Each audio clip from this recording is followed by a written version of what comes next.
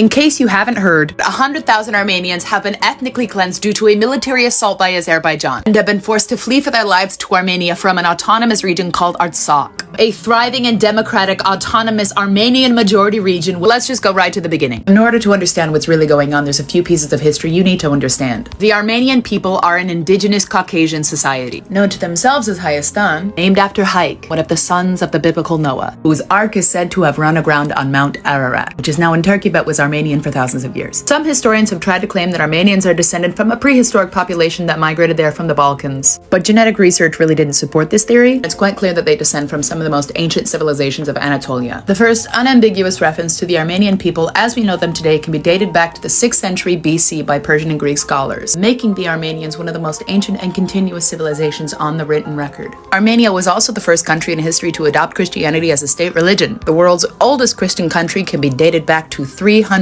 CE, with centuries-old monasteries stretching as far away as Iran, Turkey, and Azerbaijan itself. At the time of their conversion, some Armenian Christians went so far as to establish a Christian quarter in Jerusalem, where they've lived continuously for well over 1,000 years. What is Azerbaijan? Azerbaijan refers to two halves of a historic region which encompasses part of Iran and the modern state of Azerbaijan. The name Azerbaijan literally translates in Persian to guardians of the sacred fire, referring to the fact that fire is seen as the visible presence of the god Ahura Mazda in Zoroastrian tradition. The soil of this region is so rich in gas that oil would often leak to the surface and just start burning spontaneously. Much like this fire behind me near Baku called Artakh, which has been burning continuously for centuries. Zoroastrian fire temples were outrageously popular throughout this region for millennia. Zoroastrians coming from as far away as northwestern India to pray to Ahura Mazda. I mean, literally thousands of miles to just sit there and watch the fire. Basically, if you had a fire religion, this was your Las Vegas. The fires were so prolific, Hindus would pilgrimage to Azerbaijan just to make special ceremonies to the fire god Agni. Fuck, even I feel like praying to it. Shit the bed! Look at that thing! It's terrifying. Please don't hurt me, Mr. Godfire. Now, this entire region would come under the control of Persia as well as Armenia and eastern Georgia, and the Turkification of this region would happen sometime in the 11th century, with Artsakh, right here in the middle, maintaining its unique heritage as an Armenian region throughout those different periods. And now come the Russo-Persian Wars, which would end in the Persian Qajar dynasty ceding control of eastern Armenia, Georgia, and the northern half of Azerbaijan to the Russian Empire. Now, this territory wouldn't be called Azerbaijan again until the 20th century. The Russian Empire split it up into a couple different governments. At the dissolution of the Russian Empire in 1917, the population of Artsakh, which was 95% Armenian, declared their intention to be an independent state, and even had their own military. The newly formed state of Azerbaijan, taking its name from the old Iranian territory that had been ceded to the Russian Empire more than a century before, did not like this, and it would explode into an all-out war for the territories of the region, which would amass in the tragic expulsion of tens of thousands of civilians. Until 1919, when a preliminary agreement was signed where the two sides would discuss the problem at the Paris Peace Conference, which never really materialized, and Soviet rule took over in 1920. At the establishment of Soviet rule in 1920, the Azerbaijani Revcom would make a declaration recognizing Karabakh, Zangezur, and Nakhchivan as parts of Armenia. And in 1921, the Azerbaijan SSR, in agreement with Armenian SSR, would declare Karabakh an integral part of Armenia. The text of that decree would be broadcast on Azerbaijani and Armenian media in both languages. Now look at that. Look at it real hard, because Joseph Stalin's about to come in and completely ignore it,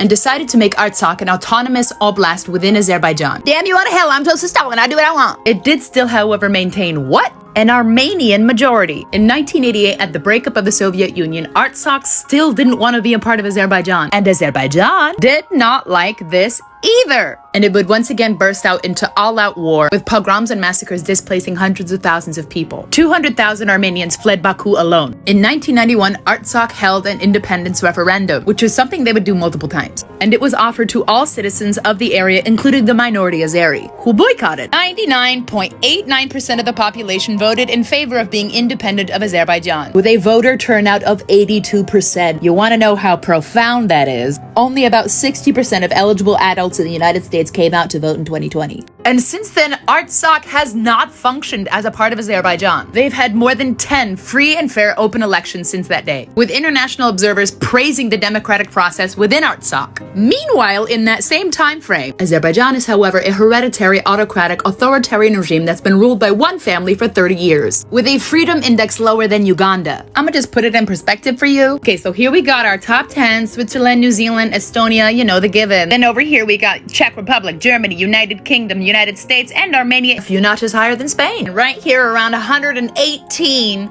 we've got Uganda, Russian Federation, Lebanon, Nicaragua, Nigeria, and right at the bottom we have Turkey. And then going even lower, just below Turkey, we have Azerbaijan. Slightly higher than Brunei, where the punishment for being gay is death by stoning. Wow, congratulations! In 2020, when the planet was distracted by COVID-19, Ilham Aliyev launched a full-scale assault on Artsakh, using indiscriminate cluster munitions on civilians, which is completely illegal. And then in 2022, Ilham Aliyev set up a military blockade of Artsakh, starving the region of food, gas, and basic supplies like medicine. And that continued for 10 months. And so finally we come to the present day ethnic cleansing of Armenians from Artsakh, where he once again fired at civilians. This used to be a kindergarten. This disabled woman was tortured and mutilated while alive. How could they be doing this, I hear you ask? American taxpayer money is buying the weapons that are killing Armenians. And about 70% of Azerbaijan's genocidal arsenal is armed by Netanyahu. Yeah, remember the Armenians I told you he governs? Who lived in Jerusalem for more than 1,000 years? Yeah, so this is an entire thing that's happening. Jesus fucking Christ. That's messy. I mean, not that democracy is really his thing. It's kind of a pattern. I'm gonna just leave this here.